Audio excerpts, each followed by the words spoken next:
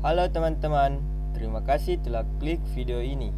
Pada kesempatan kali ini, kami akan membahas mengenai sistem hisap pada kendaraan ringan. Tapi jangan lupa guys, klik tombol like dan subscribe, karena itu gratis. Gratis! Selamat menonton! Perkenalkan, nama saya Ahmad Billah. Nama saya Ardian Sarambas. Perkenalkan, nama saya Ashan Trino Putra. Perkenalkan, nama saya Fikri Haikal.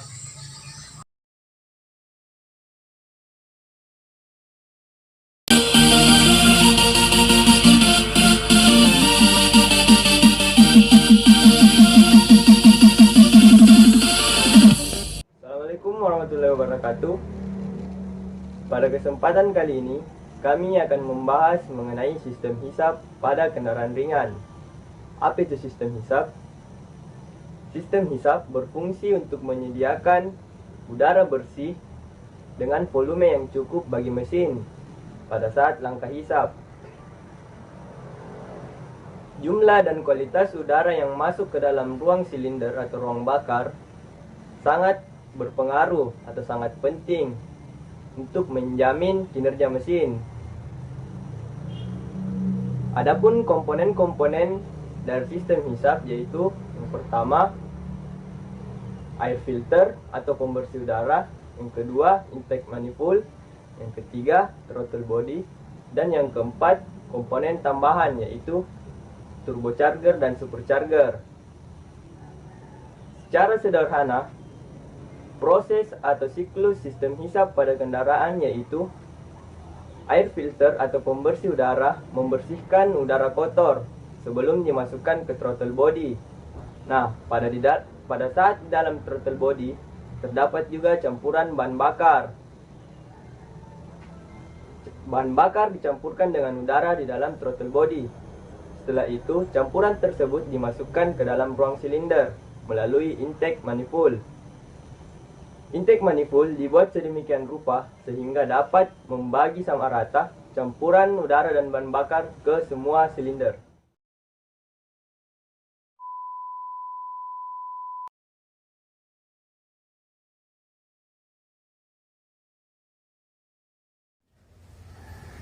Baik, Assalamualaikum warahmatullahi wabarakatuh, dan salam sejahtera untuk kita semua.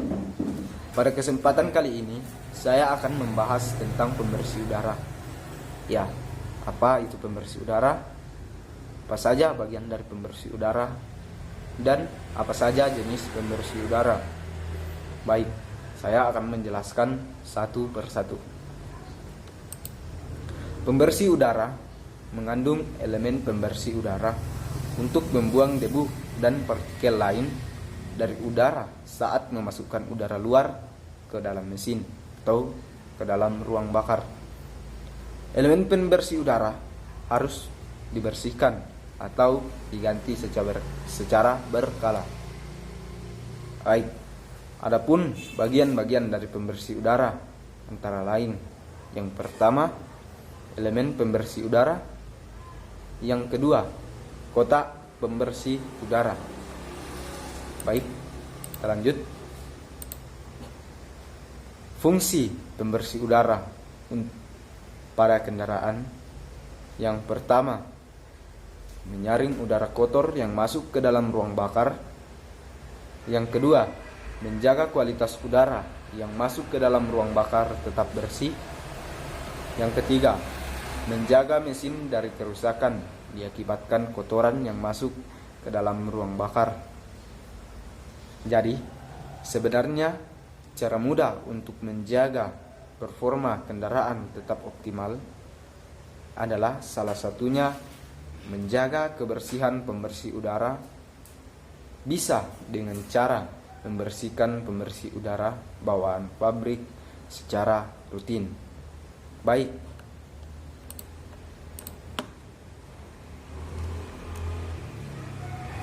adapun jenis-jenis filter pada kendaraan akan dijelaskan pada cuplikan berikut.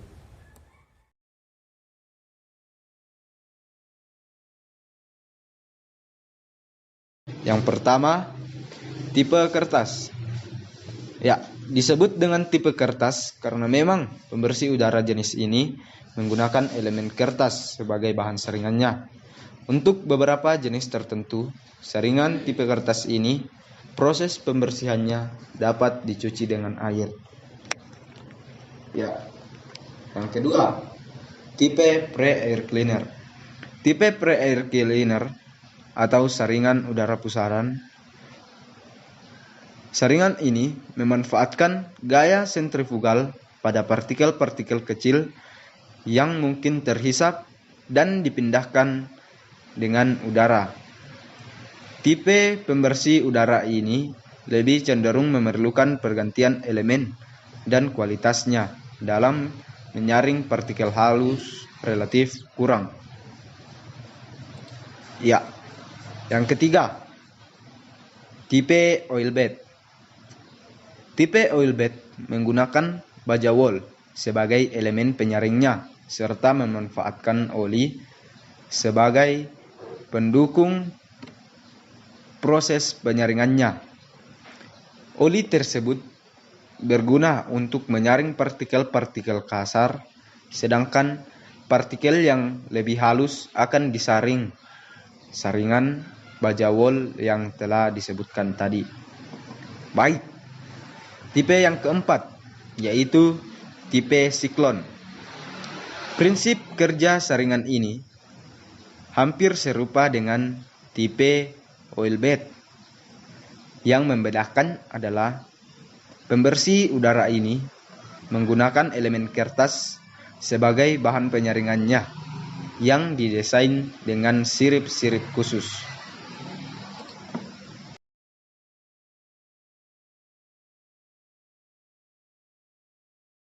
Sarambas, saya akan melanjutkan membahas tentang intake manifold. Apa sih intake manifold itu? Intake manifold merupakan komponen mesin yang dipasang pada bagian silinder head, khususnya yang terhubung dengan bagian intake valve atau katup intake. Intake manifold ini umumnya terbuat dari bahan campuran aluminium alloy. Namun, seiring dengan perkembangan teknologi, intake manifold ini juga banyak yang menggunakan bahan campuran resin dan plastik. Bentuk dan model intake manifold ini bermacam-macam, tergantung dari desain dan model mesin yang dibuat oleh pihak pabrikan kendaraan. Meskipun begitu, intake manifold ini tetap memiliki fungsi yang sama bagi mesin. Adapun fungsi intake manifold bagi mesin yaitu ada 4. Fungsi intake manifold yang pertama adalah sebagai saluran udara masuk ke dalam silinder mesin.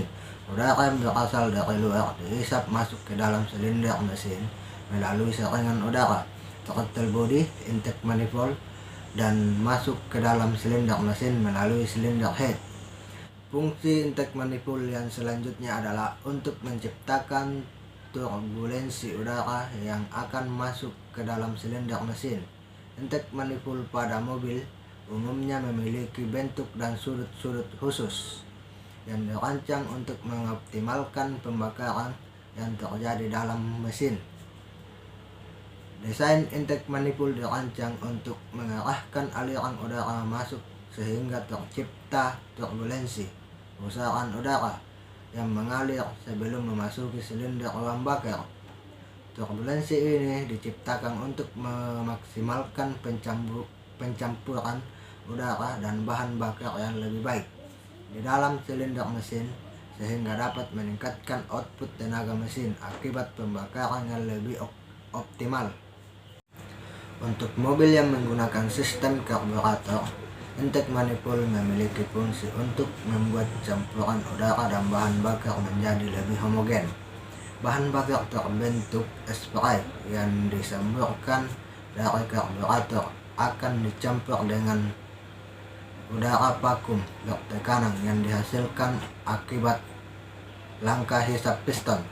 Campuran udara dan bahan bakar ini akan mengalir bersamaan di dalam intake manifold sehingga bisa tercipta campuran yang lebih seimbang dan homogen antara atom udara dan atom bahan bakar. Dengan terciptanya campuran udara dan bahan bakar yang lebih homogen ini, maka akan berimbas pada hasil output tenaga mesin yang lebih baik. Fungsi intake manifold yang terakhir adalah untuk mengatur aliran dan volume udara masuk sesuai dengan kebutuhan mesin.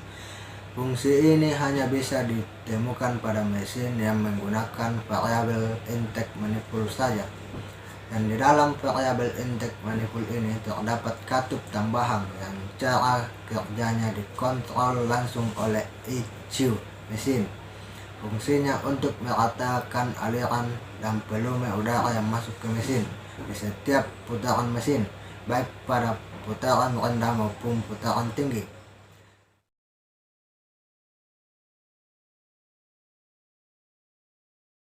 Throttle body merupakan salah satu komponen mesin yang berfungsi untuk mengatur jumlah udara yang masuk ke mesin baik secara manual maupun secara otomatis.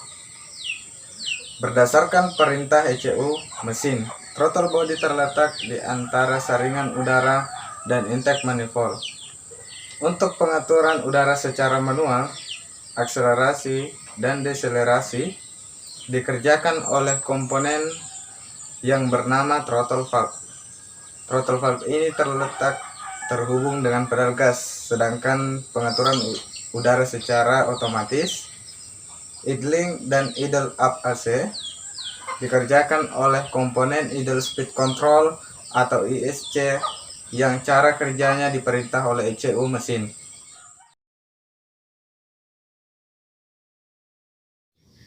Adapun bagian-bagian dari throttle body akan diperlihatkan pada cuplikan berikut ini. Yang pertama, throttle position sensor atau TPS. Throttle position sensor atau TPS adalah sensor pada sistem electronic fuel injection atau EV yang berfungsi untuk mengukur besarnya pembukaan katup throttle valve. Throttle position sensor terhubung langsung dengan throttle valve dan dipasang sejajar dengan shaft atau throttle valve lever. Ketika throttle valve terbuka, maka di saat yang bersamaan throttle position sensor akan mengukur besarnya pembukaan katup dan mengirimkan datanya dalam bentuk tegangan kepada ECU mesin. Dengan begitu, maka ECU akan mengetahui berapa besar katup throttle valve terbuka sehingga bisa digunakan sebagai data inputan guna mengontrol kerja mesin. Komponen kedua, throttle valve. Throttle valve merupakan katup gas pada throttle body yang berfungsi untuk mengatur jumlah udara yang masuk ke intake manifold dengan cara membuka dan menutup saluran utama sesuai dengan injakan kaki pada pedal gas. Gerakan buka dan tutup katup throttle valve ini sesuai dengan gerakan pedal gas. Ketika pedal gas ditekan, maka katup throttle valve akan terbuka penuh. Sedangkan ketika pedal gas tidak ditekan, maka katup throttle valve akan menutup saluran udara. Sebagai penghubung antara throttle valve dengan pedal gas, umumnya digunakan kawat baja. Namun, seiring dengan perkembangan zaman, kini sudah banyak throttle valve yang menggunakan motor elektrik sebagai penghubungnya. Sistem ini lebih dikenal dengan sebutan drive by wire. Kemudian komponen yang ketiga, idle speed control atau ISC. Di dalam throttle body terdapat sebuah lubang yang bernama idle port. Idle port ini disediakan karena saat mesin idle, posisi throttle valve akan tertutup penuh. Idle port berfungsi untuk mengalirkan udara melalui sebuah saluran bypass saat mesin berada dalam kondisi idle atau stasioner. Tujuannya agar mesin tetap hidup dan mendapat pasokan udara yang cukup untuk melakukan proses pembakaran. Jumlah udara untuk idle yang mengalir melalui idle port ini akan dikontrol secara langsung dari ECU mesin melalui idle speed control, terlebih untuk kondisi idle of AC. Jadi secara garis besar, idle speed control ISC ini akan mengatur dan menjaga kondisi RPM mesin agar kembali stabil pada RPM idle berdasarkan perintah dari komputer mesin atau engine ECU.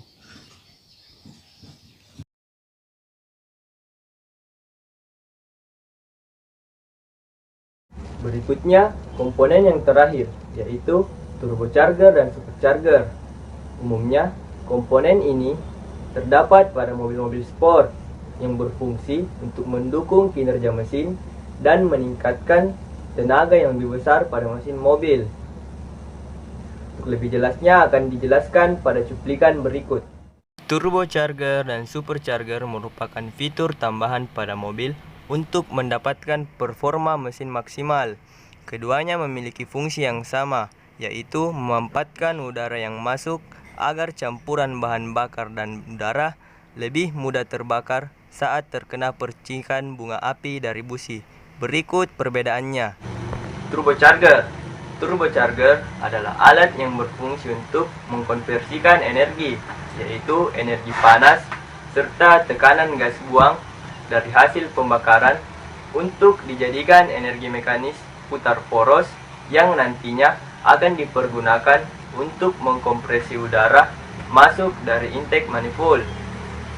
Berapa keuntungan turbocharger? Antara lain, meningkatkan tenaga pada sebuah mesin menjadi berlipat ganda, menghemat bahan bakar karena sisa pembakaran akan dimanfaatkan dan dikembalikan ke ruang bakar. Lebih ramah lingkungan karena pasokan udara ke dalam mesin melimpah, membuat proses pembakaran menjadi lebih sempurna. Sementara kekurangannya, tidak responsifan atau turbolag. Turbolag adalah kondisi ketika kita menginjak pedal gas, mesin tidak akan langsung memberikan tenaga atau dorongan, tetapi selang beberapa detik, mesin akan menghasilkan tenaga 2 kali lipat. Berikutnya supercharger. Supercharger langsung terhubung dengan mesin dan belt. Udara akan terkompresi sebelum disalurkan ke mesin dan menciptakan tenaga tambahan yang lebih besar. Untuk meningkatkan asupan udara, penggunaan bahan bakar dalam proses pembakaran juga lebih banyak dan juga memerlukan oktan yang lebih tinggi. Keuntungan supercharger, tidak ada gejala lag seperti yang terjadi pada turbocharger karena supercharger terhubung langsung dengan mesin sehingga putarannya menyesuaikan putaran mesin. Sementara kekurangannya, supercharger kurang efisien dalam menambah tenaga mesin karena supercharger sendiri membutuhkan tenaga mesin sebagai sumber dayanya. Meskipun tenaga mesin dapat bertambah dengan menggunakan supercharger, tetapi karena beban mesin juga ikut bertambah sehingga berdampak pada konsumsi bahan bakar. Supercharger yang terpasang langsung di mesin hanya berputar hingga 50.000 rpm, sementara turbocharger yang berdiri sendiri mampu mencapai 250.000 rpm. Demikian beberapa penjelasan dari kami. Semoga bisa memberi manfaat kepada teman-teman sekalian. Sekian dan terima kasih.